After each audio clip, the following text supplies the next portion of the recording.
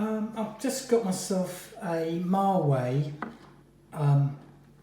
heads-up display for my car, but I thought it's actually easier to sort of explain more about it this way than actually sort of trying to do it in a car and driving around. Anyway, so it comes in its box. It comes with a really long cigarettes cable. Also, it comes with a very long USB lead. It's really simple to use, to be honest.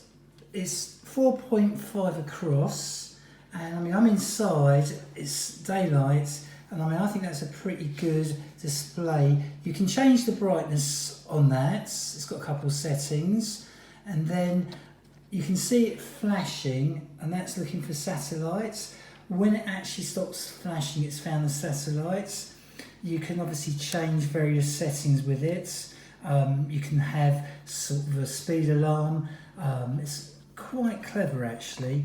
I didn't find it too complicated.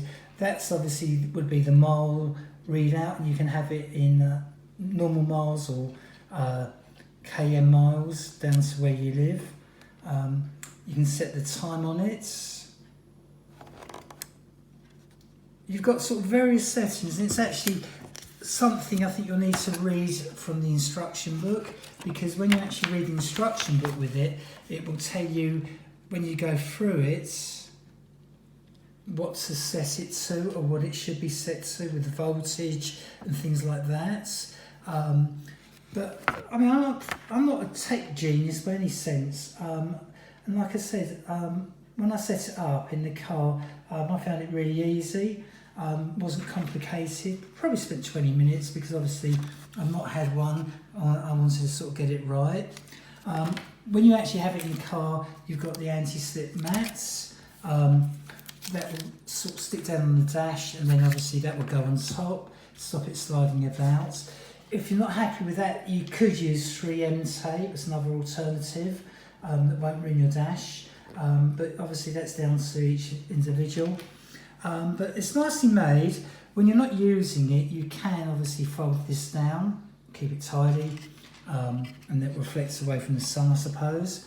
And then when you come out the car, just turn it off. Simple, really. And then obviously when you're ready to use it, switch it on, and then obviously it will come back on. You can get yourself an OBD port, which will plug into the port on your car, depending on what car, and that will go into the back of the unit. That's another way of doing things, but I think, yeah, this is fine. You know, cigarette lighter, like I say, is a really long length, and you know, it's down to, again, what your car is and what your needs are.